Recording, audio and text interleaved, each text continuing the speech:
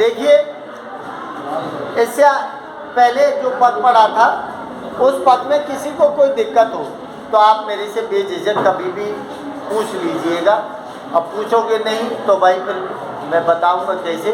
लेकिन जो वर्णन किया है उसमें मीरा की विरह भावना को दिखाया है और विरह भावना में अत्यंत दुख से पीड़ित दिखाई है। लेकिन लिस्ट में उन्होंने जो दिया था लास्ट में उन्होंने दिखाया था कि मुझे दर्शन एक बार दे दो आके, जिससे मेरा जीवन सफल हो जाए। लेकिन अपना जो प्रियतम है जो किस प्रकार का दिखाया था, जैसे जोगिया टाट का होता है। जोगिया का मतलब है जोगी, और जोगी का मतलब है कि जोगी का कोई अपना एक निश्चित स्थान नहीं होता है, वो जगह जगह जाता है, जगह जगह घूमता फिरता है ना। तो लेकिन कैसा भी हो, कहीं भी हो, प्रेम जिससे एक बार हो जाता है तो वो ये नहीं कि प्रेम कोई ऐसी चीज़ नहीं है कि एक को छोड़ के 2, 3, 4, 5 ऐसा नहीं होता है, समझ रहे हो आप। तो एक निश्चित निशाना है मीरा का जिसने जोगी से प्रेम किया है। तो देखिए अगला पद क्या बोला है, हर बिन पूर्ण गति मेरी। अरे सीधी बात है कि हर बिन पूर्ण गति मेरी, इसका मतलब अपन भी इस बात को कह सकते हैं कि हरि के बिगड़ अर्थात इस जीव की कोई गति नहीं है।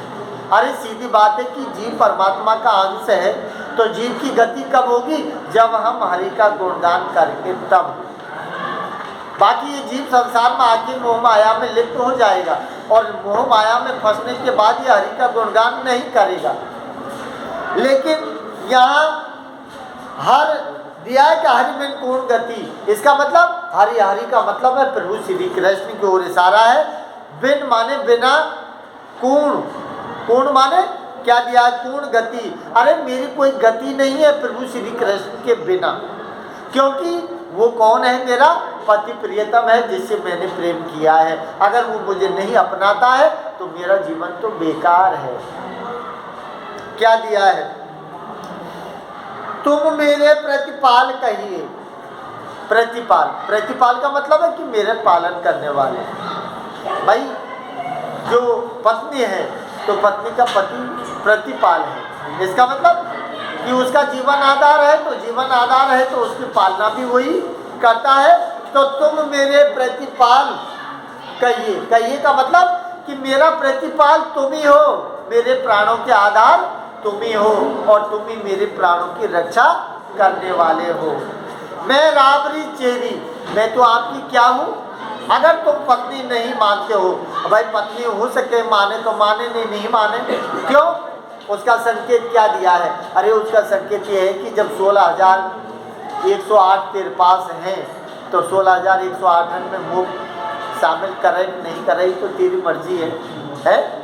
भाई 16,108 रानी उसके पास है तो मीरा कागरव बेचारी को है, लेकिन वो उम्मीद कर रही है अपनी कि मैं राबरी चेरी, राबरी में सोता है आपकी, चेरी में सिद्धासी। अरे मुझे पत्नी के रूप में स्वीकार नहीं करो तो कोई बात नहीं, मुझे आपकी क्या बना लो, दासी बना लो। मैं तो आपके चरणों की सेवा कर लूँगी, उसी में मेरा जीवन उद्धार हो जाएगा। क्या दिया है, आदि अंत निज नाम तेरो। और क्या दिया है, ये क्या दिया है, हीरा है या और शब्द है,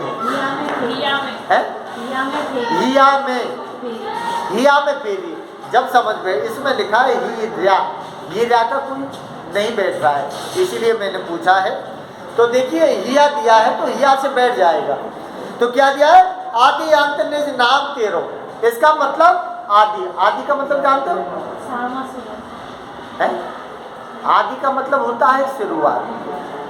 तो आदि अंत, अरे मैं शुरू से लेकर अंत तक मैं सिर्फ आपका ही भजन स्मरण करती हूँ। इसका मतलब आदि का मतलब है सुबह और अंत का मतलब है शाम। इसका मतलब कि जब से मैं जगती हूँ ना सुबह, जब से लेकर जब तक मैं सोती हूँ ना, उस बीच में सिर्फ आपका ही स्मरण चलता है, आपको ही याद करती हूँ। कि आदि अंत निज नाम तेरो, जो आपका नाम है, नाम मीन्स है नाम से, नाव कि नाम तेरो, इसका मतलब कि तेरा ही नाम के गुणगान करती हूँ आदि से लेके अंत तक, अर्थात सुबह से लेके शाम तक। क्या दिया? हिया में फेरी। हिया, हिया का मतलब होता है हृदय, और फेरी का मतलब होता है फेरना। फेरने का मतलब है सुमरण से, कि मैं सिर्फ आपके नाम जो है ना उसी का अपने हृदय में सुमरण स्मरण करती रहती हूँ, अर्थात आपको ही सुबह से लेकर शाम तक मैं याद करती रहती हूँ।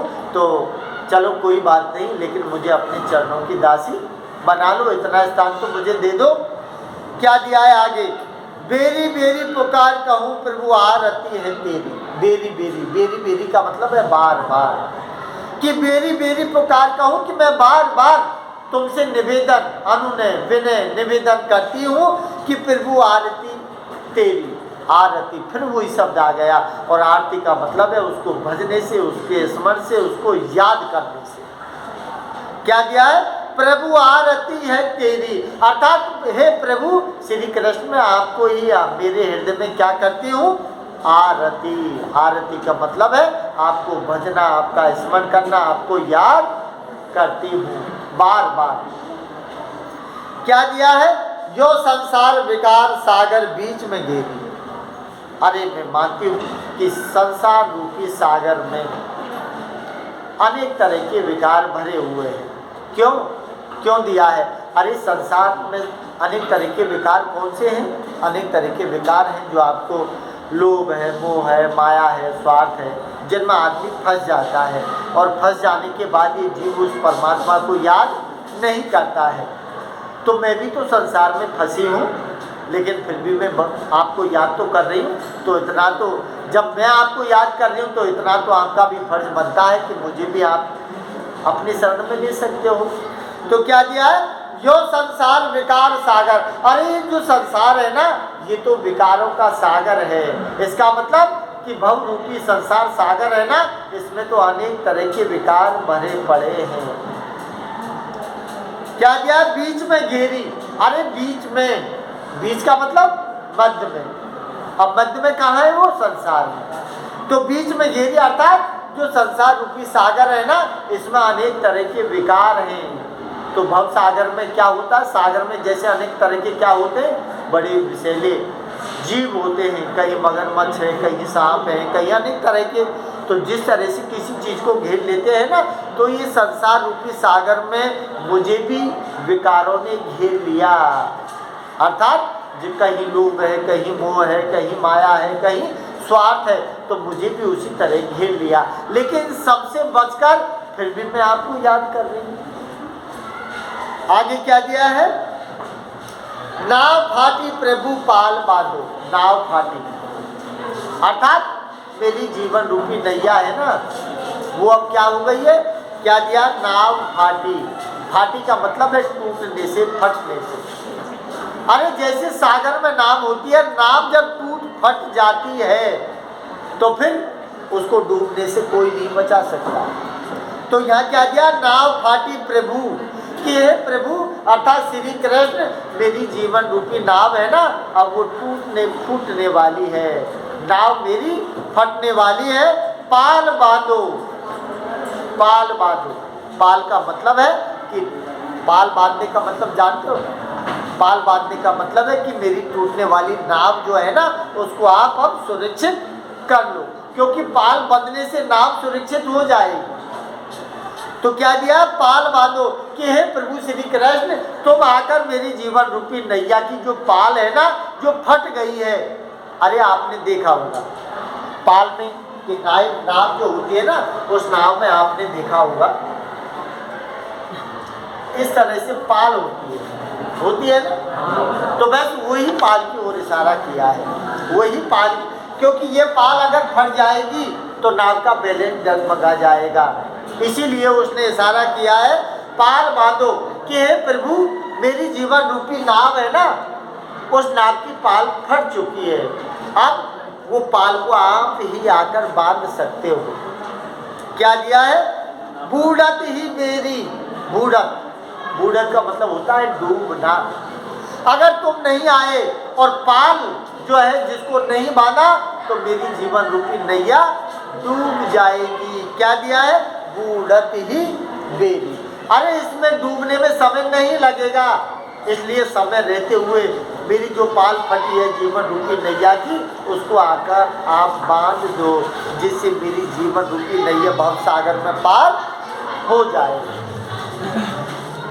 क्या दिया है? बेरहणी पीऊ की बाट जोवे राख ल्यो देवी। क्या दिया है? बेरहणी। बेरहणी, बेरहणी का मतलब है मीरा से। बेरहणी कौन है? खुद मीरा है, क्योंकि विरह वियोग से पीड़ित है तो बेरहणी है वो। और बेरहणी कब होती है नायिका? पहले जब प्रेम करती है, प्रेम के बाद ही बेरहणी बनती है। प्रेम नहीं किया तो बेरहणी नहीं बन सकती। तो यहाँ क्या था? बेरहणी पीऊ की बात। अरे विरह वियोग से पीड़ित हूँ मैं श्री कृष्ण के, इसलिए पीऊ की बात। पीऊ माने प्रियतम, बाट माने क्या दिया है? पीऊ की बाट। बाट का मतलब यहाँ दिया है इंतजार। अरे मैं तो बाट देख रही हूँ उस प्रियतम की, क्योंकि प्रियतम से मैंने क्या किया है? प्रेम किया है, इसीलिए मैं उनके विरह वियोग में परेशान हूँ। इसीलिए क्या दिया? पीऊ की बात। इसीलिए मैं प्रियतम श्री कृष्ण की इंतजार कर रही हूँ। बाट जोवे राख ल्यो नेरी, अर्थात अब मेरी जो जीवन रूपी नैया है ना, इसकी जो लाज है, क्या दिया? राख ल्यो नेरी। अरे मेरी जीवन रूपी नाव जो है ना, इसकी लाज तुम्हारे हाथ में है। अब तुम चाहो तो डूबो और तुम चाहो तो निकालो। अब आपके हाथ में है मेरी जीवन रूपी नाव, तो राख ल्यो नेरी, अर्थात मेरी जीवन जो है उस जीवन की सुरक्षा आपके हाथ में है। क्या दिया है लास्ट में? दास मीरा राम रटत है मैं शरण हूँ तेरी। दास मीरा, ऊपर भी चेरी लिखा था, लास्ट में भी दास लिखा है। इसका मतलब कि उसने कभी ऐसा नहीं कहा कि मैं 16,108 है तो 9 भी मुँह बना ले, ऐसे नहीं कहा उसने। वो ऊपर भी चेरी लिखा है उसने और नीचे भी दास लिखा है। तो क्या लिखा है? दास मीरा। अरे मैं तो आपके चरणों की दासी हूँ। मैंने कभी ये नहीं कहा कि मुझे पत्नी के रूप में आप स्वीकारो, नहीं स्वीकारते हो तो कोई बात नहीं, मुझे दास बना लो।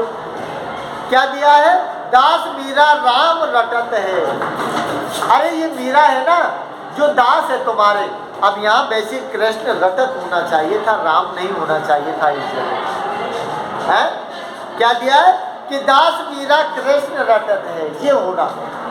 तो दास मीरा कृष्ण रटत है मैं शरण हूँ तेरी। अरे मैं तो तेरी शरणों में हूँ और तेरी शरणों में रहकर मैं तो सिर्फ आपका ही नाम स्मरण करती रहती हूँ और आपके ही नाम को रटती रहती हूँ। अब देख लो आपको जीवन रूपी नैया कैसे मेरी भवसागर से पार लगानी है या डुबोनी है, ये सब कुछ आपके हाथ है। समझ आ गई बात? बाकी कल पढ़ाई।